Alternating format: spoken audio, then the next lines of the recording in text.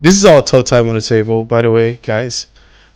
If you've not been here before, it's been a beautiful journey. It's been a safe space. People have come here, found solutions to problems, talked about beautiful things, networked, and done business.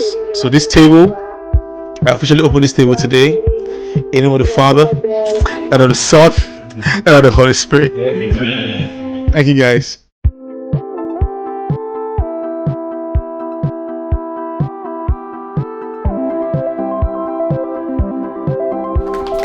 Wow, thank you everyone. It's going to be fun because we've got a mix here. You know, we've got the older generation, we've got the younger generation, and then we've got the in-betweens. So this conversation should be rich. There's a huge gap between my generation and my children's generation. And there's a huge disconnect. And it's important for us to listen to you guys so that we can bridge that gap. And it's important for you to listen to us so that we can bridge that gap.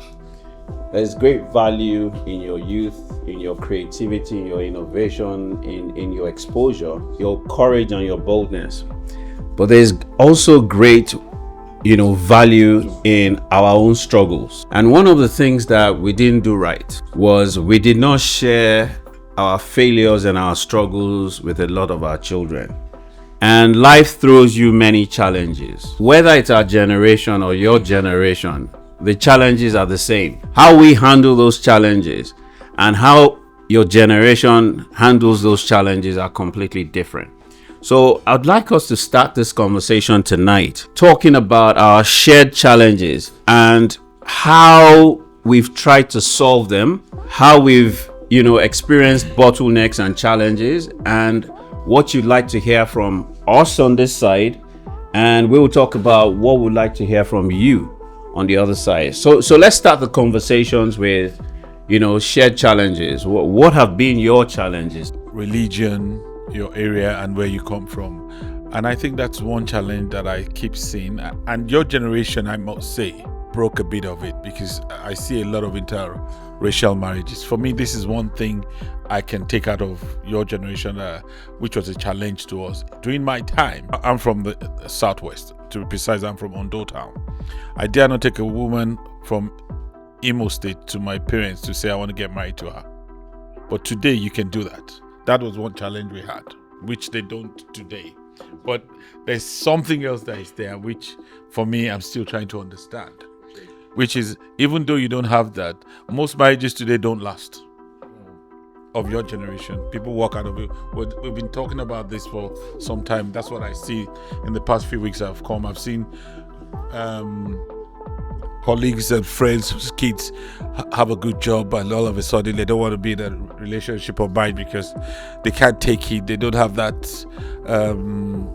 foundation, which we used to call as good beginning. So for me, I think the major challenge is from that side. Thank you. All right, so I'll throw the conversation open. How is it that you guys are functioning that you can walk out of a marriage? Do you know what our parents used to do? Our parents will stay in that marriage and will be living separate lives in that house. But in your generation or more, I can't come and kill myself, man. So yes, I'm going to pass the mic to him because he raised his hand first. So 50% of marriages end in a divorce. Okay, that number decreases from 50% to 4% if the marriage starts if both individuals are over the age of 35. So for me, I'm 37. For me, I wanted to wait till I was a little mature, and to make sure that I could be the provider for my entire family. I think that in some cases, people get married too soon, too early. And I also think that in earlier generations, there was no social media. So you could cheat in peace.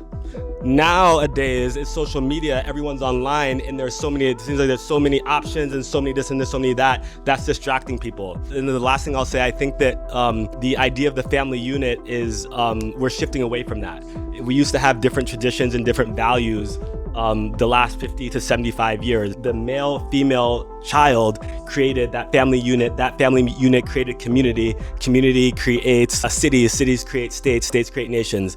But we're going away towards that into this individualistic mindset where everybody's kind of trying to do things for themselves. And I think that's also delaying everything. I think in the history of maybe the world, this is the first time that women are truly financially independent.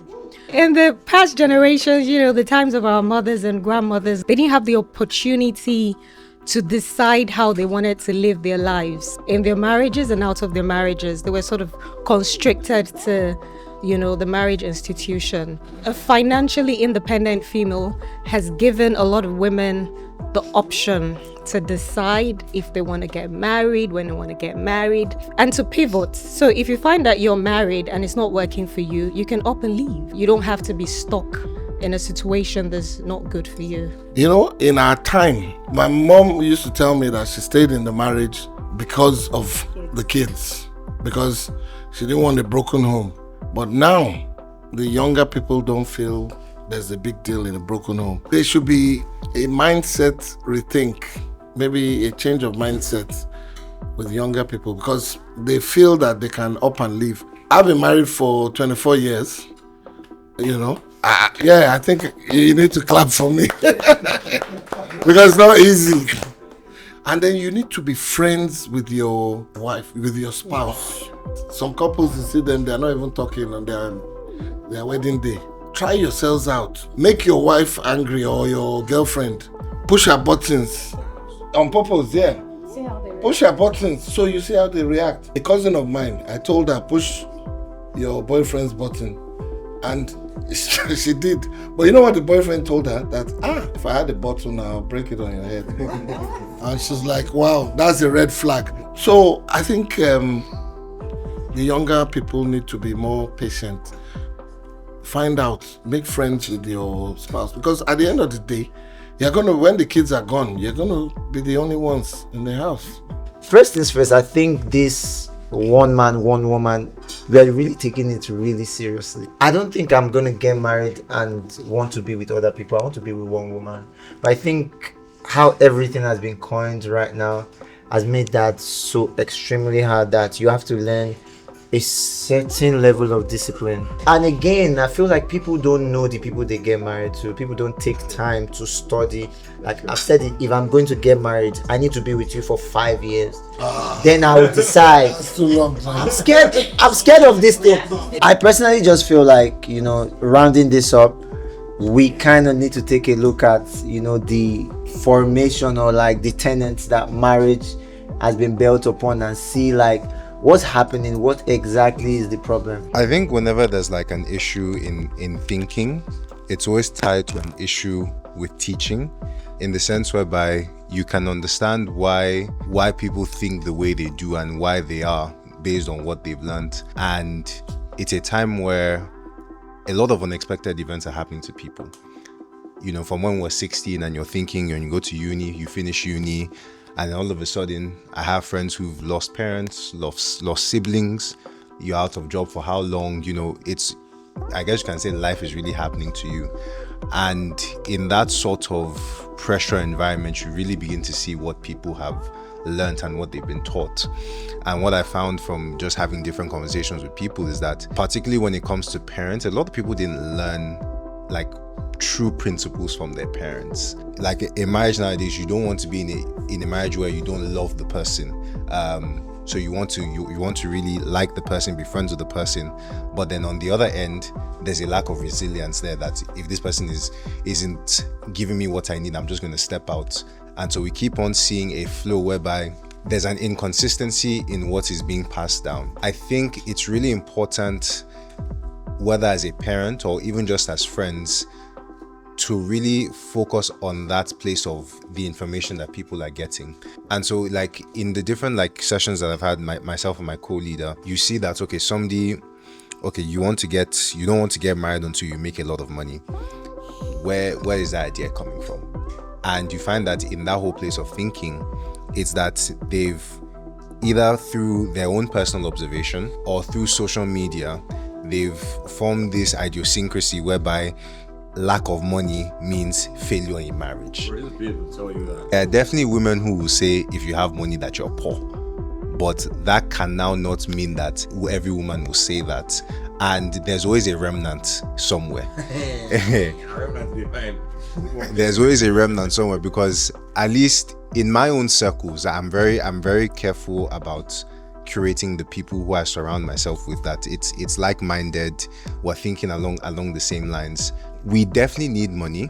Like it is not to say that money is not important, but there's a priority in which you evaluate it. I just wanted to make a comment as to what he said earlier. Dating somebody for 5 years before you commit to them. I think that the length of the relationship is not really what matters. I think if you date someone for 5 years and you're not having the right conversations, you can still get it wrong.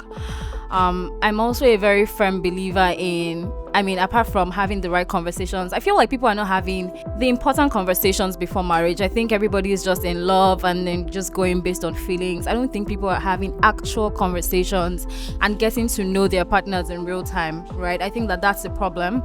I think that the independence that women have these days, it's a blessing, and I think it can also be a curse, and it's not just for women, for men as well. I think in our dictionaries, there's no such thing as late marriage. As far as I'm concerned, I think you marry when you're ready. You marry when you feel like you've actually met the right person and the person that you want to commit to. Then yeah, and if the person you're dating is on the same page as you, then you can go ahead and get married. It's a blessing and it's a curse for everyone, because there's this social media awareness. Everybody thinks, oh, there's this fine girl somewhere, she's fine, everything looks good on paper, until you actually get to know them and you're like, well, the grass really isn't greener on the other side. I like to say that when people say, there's ups and downs in relationship, ups and downs is not this person is constantly cheating on you or this person is abusing you emotionally and physically. Ups and downs is, my partner has lost their parents, we're going through a hard time, I'm trying to help them get out of that dark place. Ups and downs is my partner has just lost their job, I have to now take over the finances. That's what I count as ups and downs. So there are definitely situations where you need to actually up and leave. If it's damaging to your mental health, if it's damaging to your, physical well-being, if it's about to kill you, please leave immediately. So just to reset the room, right, and summarize what we've heard so far, there used to be issues with inter-tribal marriages. There's none of that happening anymore. There are the issues that we've identified with it being much easier in this generation to step out of your marriage, in terms of if it's not working, you know what, I'm not gonna hack it. We've also spoken about money, and this is where I want to go to next. Money. So what's different now? Because if it's the woman that has money now and the guy does not have she's not going to marry him. And I feel like, in this generation, there's something that you guys are looking for. What is it? What exactly is it that has to be in place for you guys to make up your minds and say, you know what, yes, I'm ready? Okay, so one of the first things I was going to say is marriage has pretty bad PR these days, because only bad marriages get talked about. I don't know too many people that have great marriages. I remember one time one of my friends just texted me. I was at work out of the blue and said, "Don't ever get married." Like, I was just like in capital letters. And I'm like, I'm already struggling with too much. Do you understand? And I don't want to lose my freedom or my happiness. Do you understand? And again, it's also not so bad to be unmarried these days. Like, yeah, you're 35, you're 36, you're 37, you're married. It's not terrible, because we are plenty. Do you understand? So I feel like if married people that were happy start talking about what makes them happy in marriage, apart from going home. I think all they talk about is their kids. Like, oh, my kids keep me here. Oh, my kids make me happy. I see my kids when I get home. I can have a kid. It's not hard. Do you understand? I can co-parent with somebody.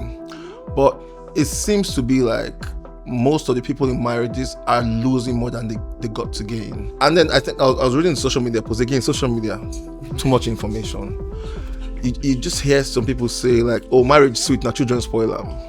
Do you understand? Yeah, you hear things like, oh, like, well, we can't live anymore, we can't have fun anymore, like all the money is channeled to the kids. Like, so it feels like, and in this generation, people are more selfish. So it's like, if this thing is going to take my life away, I dare as I did. Do you understand? So I think like it's the bad PR of the current marriages that makes people not, it's not such a serious craze. Sometimes when I want to understand certain things that are happening today, I like to go back to history.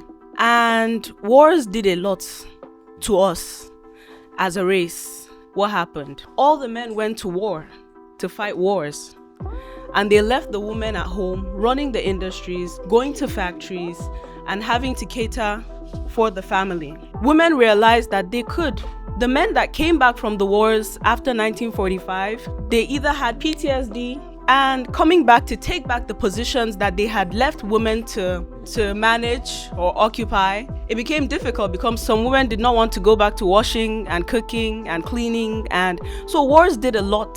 Financially, it tipped off the financial balance. Then women started making money. Leading up now into this time and leading up now into this era, I believe that our problem started with the wars. So with finances, I think it's just maturity and emotional regulation. I'm 37.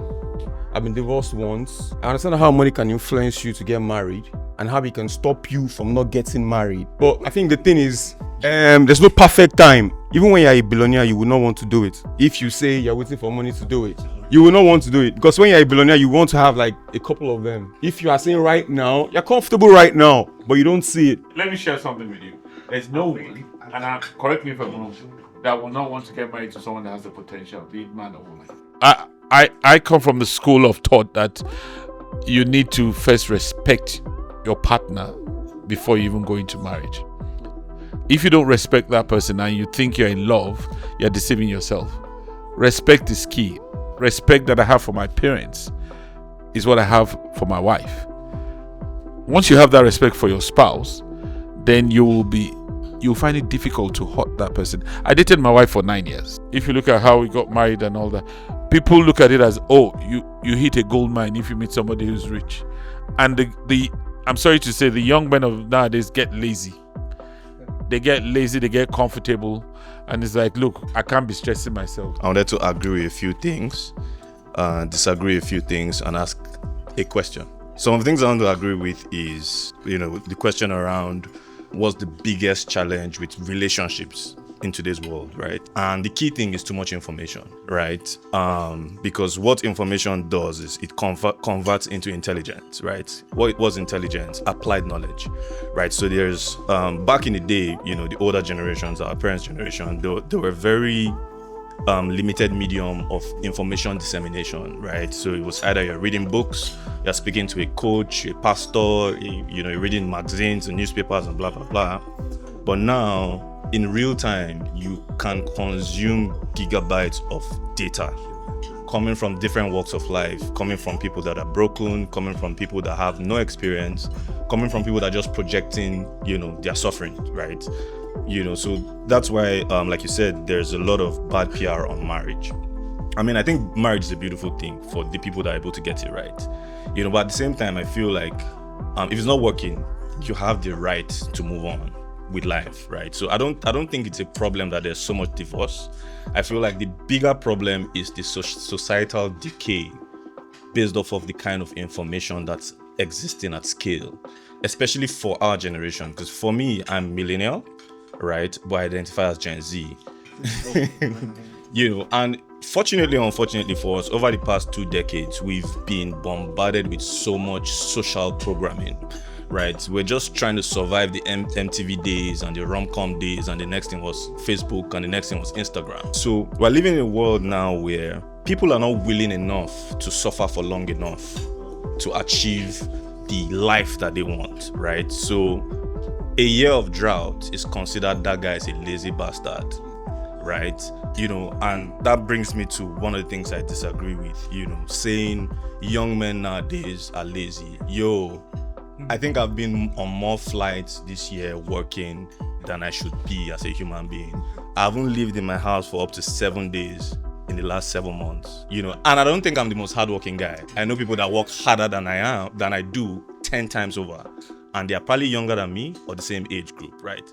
So you find yourself in this situation where you're working so hard and you're trying to build a particular kind of life, right?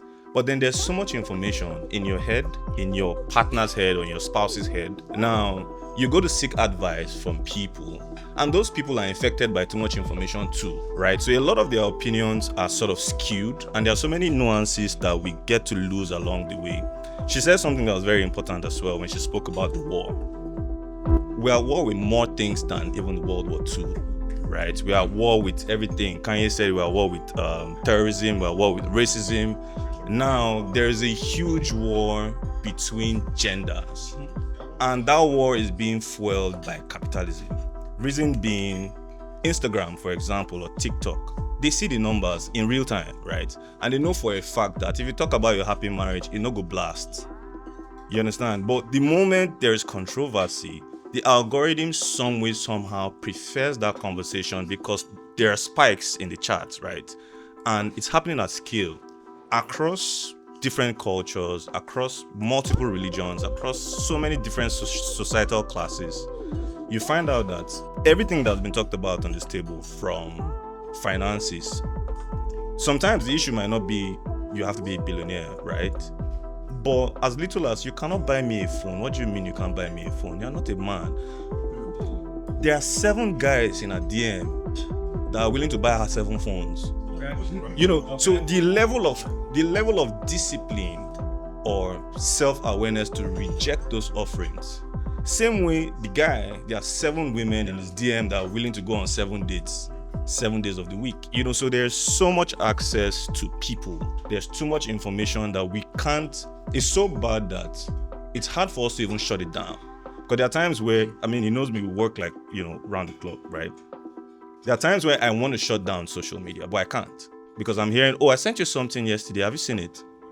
John's, I'm saying, so there is a disconnect from who we truly are, and there's a huge influence coming from unprofessional people, and there's a huge culture shift. So that's why I always like to sit on the side of we need to relearn and unlearn everything that we've ever known, because there are too many teachers now in real time. So people are not going to therapy because they don't think it's cool. People are not going to life coaches because they're like, perspire to aspire. People are reconsidering their pastors because there are so many pastors that are just in it for the hustle. We're living at a time where there's so many question marks on people's heads and less answers, less genuine answers. People just open their mouth and speak. To end this, I would say the institution of marriage needs to be revisited, and more professionals need to speak on the how, across, without religious bias, without tribal bias, without cultural bias. Let's think as human beings that we are, with breath in our lungs. Important for us to reflect on everything that we've heard tonight and to think about 1, 2, 3 things that we're going to take away. From this conversation, what one thing are you going to stop doing? What one thing were you not doing before that you're going to start doing? And finally, what one thing were you doing that you didn't realize was a great thing that you need to continue doing? So I'm going to start, and I'm also going to stop not leveraging on the relationship I have. So continue is galvanizing support for causes I care about, putting out to people the data and insights that spur them to action. So start. I think I'll start coming here more. Especially when there's food. My God, I'll probably start coming to his fellowship too, because he's a very, very brilliant boy. And yes, absolutely. So it's like it's a whole lot of natural synergy, I feel, from this experience. I was really, really inspired by the marriage conversations, and how you guys are just able to make it so natural, and it's easy, just find your person, So I'm just going to start something around. I'm not going to stop something around that to help me find my person, and then continue. I think definitely helping people, opening more doors, every single way. Every door I enter, I'd like to leave it open. I mean, last year through our platform VVS, we would give out like 40 million in cash to like Nigerian brands, So it's like doing more stuff like that, giving people cash in their hands, in such a way that they're actually supported and they have more opportunities than we had. So stop, narrowing the area of interest and widen it more so that we can collaborate with more people. And then what I would do moving forward is to attend more of this kind of gathering, because I always attend gatherings that are only connected to my vision. But sometimes the gathering might not necessarily be about you, but it might be somebody else, something else they're saying that can help me, right? So I came late, but I'm still very privileged to have listened to all of you, and I'm happy to continue to join this kind of gathering. Thank you so much. Wow, I'll just keep it very brief. Start collaborating more. I will collaborate a lot more. Obviously with brands with certain brands. I would say I would collaborate more. Align with my vision, align with our vision. I'll start trusting Mr. Charles more. We fight a lot on a couple of things. I would stop immersing myself in Disney movies. Oh my God. And anime. He's no Nabi. I will continue working smart and not working hard. I will love to start being more open-minded to people's background and upbringing, like my sister said, continue learning to be more kind and care more. Okay, I'll stop doubting myself. I'll continue pouring into people, like what he said, right? Africans, we need to believe more in ourselves. We need to help each other to grow. So I'll continue pouring myself, what I know, into everyone I see. So I will start taking on those ideas because they take it all on my life anyway. Everything I'm just trying to do and do and do and do, and I do for everybody. I will stop trying to put everybody in my back for a minute. Some people are not as ambitious as you are. I'm going to stop trying to pour sort of clone myself in people. You never know which one is ready to receive. Even the one that is ready to receive will not be ready to receive when the time to harvest comes. Can I start? So even the one that you think is ready to receive, when they see the algorithm of doing everything they're ready to receive, they get scared and they resent the harvest. There are people that exist that once they see good thing, they think it's a bad thing that is happening to them because a good thing is happening to them, or a bad thing is to come because a good thing is happening to them. We haven't seen people like that. Yes, some people's DNA is not good. It's not used to success. If you are around my circle and you like what I do and you tap me, say Charlie, plug me in, I will. If you don't say it, I'll keep building. Yeah, because my energy has to be conserved enough for a generation. So, and then continue doing. I think I'll continue doing the core. It's kind of an expensive venture, but I love it.